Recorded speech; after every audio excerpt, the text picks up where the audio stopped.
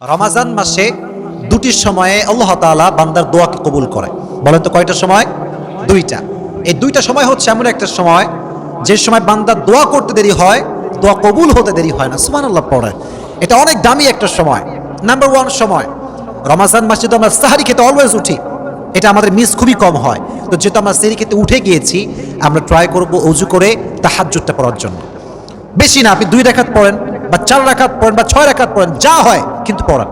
রমাজান মাসে তাহাজ্জুদের যায় নামাজে যখন কেউ চায় রবের কাছে, আল্লাহ এইটা চাই, গাড়ি চাই, বাড়ি চাই, হেদায়াত চাই, এইটা চাই, ওইটা চাই, বান্দা চাইতে দেরি হয়, আল্লাহ কবুল করতে দেরি হয় না। মন খুলে পড়েন সুবহানাল্লাহ।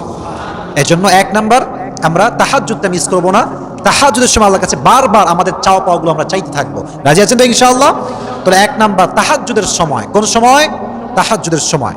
নাম্বার 2, রমাজান মাসে দোয়া কবুল হওয়ার শ্রেষ্ঠ সময় হচ্ছে ইফতারির সময়। যখন আপনার সামনে আলুর চপ, বেগুনি, পেঁয়াজি, মুড়ি, ছোলা, বুট সব রাখা আছে, কিন্তু মানুষ খাচ্ছে না, খিদায় শেষ, ক্ষুধার যন্ত্রণা একদম প্রবল হয়ে গিয়েছে, তবুও খাচ্ছে না। কেন? আল্লাহর জন্য খাচ্ছে না। তখন আল্লাহ একটা সফট কর্নার তৈরি হয়, ভালোবাসা তৈরি হয়। আল্লাহ বলে, কিরে খায় না কেন? ফেরেশতা বলে, আল্লাহ তোমার জন্য খাচ্ছে না, তোমার জন্য উপোস আছে, না খেয়ে আছে। তো এটা হচ্ছে একটা মুখ্যম সময়। ইফতারির সামনে রেখে যে বান্দা দোয়া করতে পারে, তার দোয়া আরশে আজিমে গিয়ে নক করে, সুবহানাল্লাহ পড়ে।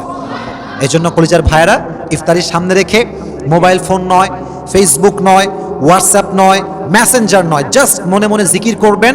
আর জাস্ট ইফতারির কিছুক্ষণ পূর্বে দুটো হাত তুলে রবের কাছে দোয়া করবেন। রাজি আছেন তো ইনশাআল্লাহ? আর একটা বিষয়, এটা বলে আমার কথা শেষ করছি। আসলে ইফতার যখন সামনে থাকে, পাশে মা থাকে, বাবা থাকে, ভাই থাকে, বোন থাকে। তো যেহেতু আমরা একটু দুষ্ট টাইপের হই আর কি, সারাদিন বদমাইশি করি, আব্বা মা তো জানে যে আমার বদমাইশ দুষ্ট টাইপের আর কি। তো আব্বা আমার সামনে দুটো হাত তুলতে লজ্জা লাগে, যে মায়ের সামনে হাত তুলে দোয়া করবো, মা কি বলবে, এরই লিল, কত বড় আল্লাহ রে তুই। তো এটা একটা হতে পারে। এই জন্য মাথায় রাখবেন, দেখেন দোয়া করার জন্য হাত তোলা কোনো শর্ত নয়। কথা কি বোঝা যায়? কথা কয় বোঝা যায়? আচ্ছা, হাত তুলতে হবে না। আপনি ইফতারির সামনে রাখা আছেন, মনে মনে আল্লাহর কাছে দোয়া করেন। মনে মনে আপনি মনে মনে দোয়া করলেও আল্লাহ আপনার দোয়া কবুল করে নেবে, সুবহানাল্লাহ পড়ে। এজন্য আমরা সকলে ট্রাই করব। 1 হচ্ছে তাহাজ্জুদের সময়, 2 নাম্বার কোন সময়? কথা বলেন, কোন সময়? ইফতারের সময়। আল্লাহ সবাইকে এই দুটি সময়ে বেশি বেশি দোয়া করার তৌফিক দান করুন, সকলেই পড়েন আমিন।